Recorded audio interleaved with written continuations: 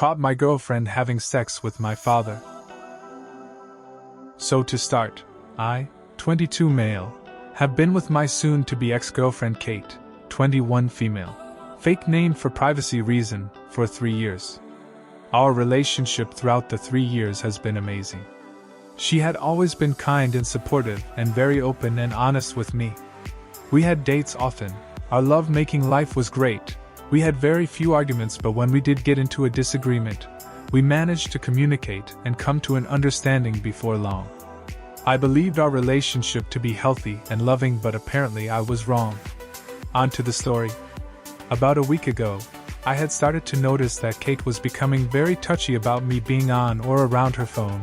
This was odd to me because not only had she always let me use her phone to make calls, if mine was flat or I didn't have immediate access to mine, but she had also downloaded games for me to play on her phone so she could distract me when she wanted to watch her shows. Kate began snapping at me for asking to borrow her phone or snatching it out of my hand if I was so much as moving it away from the edge of the counter, so it wouldn't fall, and whenever I questioned her behavior, she brushed it off and explained she was just in a bad mood.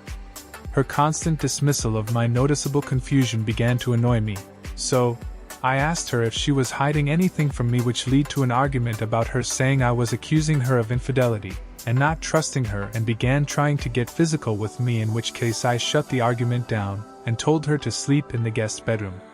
She was very angry about it, but I told her we would talk about it in the morning.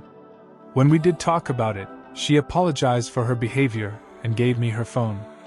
I told her I trusted her and I didn't need to go through it, and to be frank, I did trust her, and I believed her outburst to be due to the ongoing stress at work, which was clearly stupid of me. The next day I noticed she had gotten a missed call from my father. I had never known my father to like Kate, or even have her contact that. In fact, I was convinced they both disliked each other.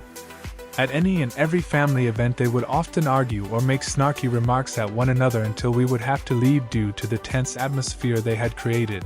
So, I decided to ask Kate why my father had called her.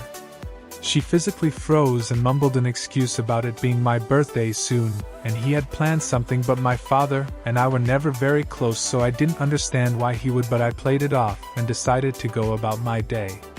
Then the following night I had texted her explaining that I had a late shift and I would be back around 10 p.m. However, we ended up being dismissed early due to an incident regarding our manager and a few staff, and so I was heading home by 7 p.m. I tried calling her, but she had her phone off, so I assumed it had gone flat or she had turned it off, which she does often at home. When I made it home I noticed my father's car 2 houses down from ours. I tried calling him, but his phone was also turned off, which I found odd because my mother likes his phone to be on so she can call him when she needs him. She is handicapped. I assumed my mother was with him, so I opened the door quietly to surprise her, as I haven't seen her in a while, and I was met with the sight of my girlfriend bent over the kitchen counter with my father behind her. They both froze and started profusely yelling and telling me it wasn't what it looked like and that they could explain, but I shut and locked the door from the outside, deadbolt, and made my way to a friend's house. Since then they have both been blowing up my phone, apologizing and begging me not to say anything to anyone, and quite frankly I'm just disgusted. Disgusted in my father, who is turning 60 next month and has my mother to take care of, and disgusted in Kate, who was getting railed by my father for who knows how long. I honestly just want to throw up and set them both on fire. But I am most worried about how my mother will take this situation, as she's very dependent on my father and adores him. How should I go about this? I don't need closure or to confront them. I don't want to know how their gross relationship started or how long it has been going on for. I just need advice on how to approach the situation without causing a bigger mess than there is. Any advice is welcome. Thank you for reading. Small update summary, for those who didn't see my small update. As per someone's advice, I asked my mother to lunch, and after some small talk, informed her of the situation. She was understandably upset and in denial about the situation, as my father had spoken to her prior, telling her about me still holding a grudge, a story for another time, and that I would be likely to come up with a lie to turn her against him for revenge. But after showing her the messages they had sent afterward, she was distraught and visibly angry about the ordeal. I then asked her if she would be comfortable with me sending an email to our relevant family members and Kate's parents and siblings.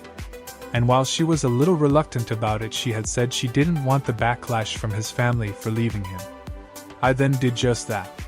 I sent an email explaining the situation and that my mother and I would be going NC with both Kate and my father, and Elsie with anyone who gave either of us any grief for our decision. Now she is staying with her older sister while I am with a close mate until we can figure out a stable living situation for us both. Now on to the actual update. After the email was sent, there was radio silence for a day or two before both my mother and I were bombarded with a mix of messages that I will just summarize in small paragraphs. Kate's parents were evidently enraged that I accused their daughter of such a thing, and that they would be suing me for defamation on their daughter's behalf. I then took the liberty of sending them the screenshots from both Kate's and my father's messages, and they left me on scene for a couple days before replying to me and informing me that while they wouldn't sue me, they would appreciate if I kept this situation under wraps. My father was the first to message my mother, attempting to convince her that I staged the messages and that I was being petty and lying. And when she wouldn't believe him, he accused her of cheating on him and trying to find a way out of their marriage, which evidently isn't possible for my mother, as she has trouble getting from place to place on her own.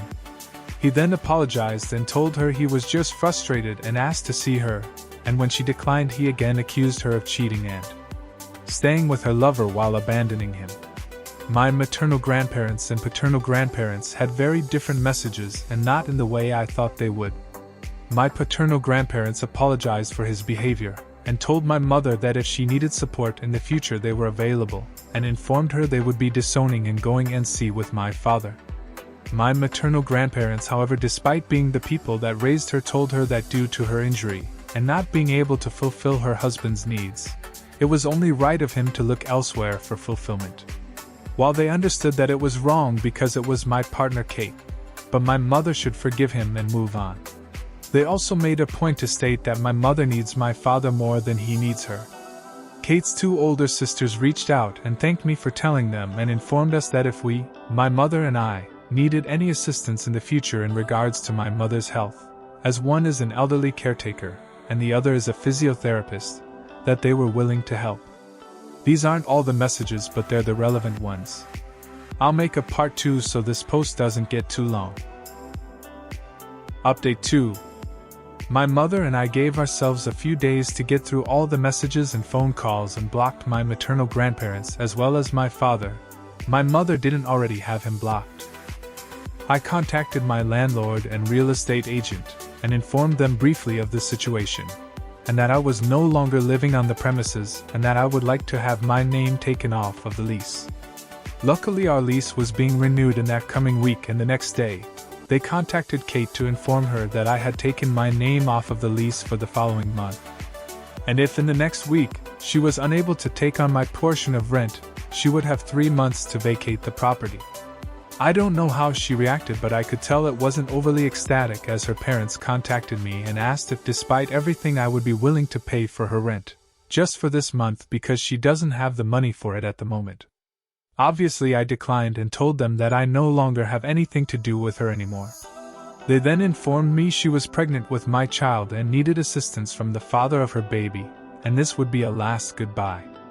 I then laughed and told them I most definitely wasn't the father of that baby. If she was pregnant, and if she needed assistance from her baby daddy, she better need to contact my father. Then I hung up and blocked them. On a brighter note, my mother and I have just put a down payment on a house together, and are looking into hiring a caregiver to help my mother for when I have work or trips out of state. My father has attempted to call both of us from multiple phone numbers and had numerous family members try to persuade my mother into meeting up with him to chat. And as a result, my mother and I have gotten a new phone numbers to avoid his mess. I also happen to hear from a mate that Kate is trying to hire a lawyer so she can get child support money from me. But since she has no proof I'm the father and refuses to take a DNA test of the baby, she hasn't had any luck. Edit 1. I forgot to mention it above as I didn't see it as important when writing this. But Kate is apparently 5 weeks pregnant. We haven't been intimate for just under 2 months, so the baby is unlikely to be mine. If it is, I will pay child support, but I want proof before I pay her money for a baby that may or may not be mine. Edit 2. Just to clarify, Kate and I weren't having issues during the time we weren't intimate. I was too tired to initiate due to work commitments, and at the time I assumed she was as well, but it's likely her needs were met by either my father or other parties. Edit 3. Something else I forgot to mention. Yes, I did get in tests for STIs and UTIs and any sort of infections I may not be aware of, and all tests came back negative, so I'm in the clear in that sense.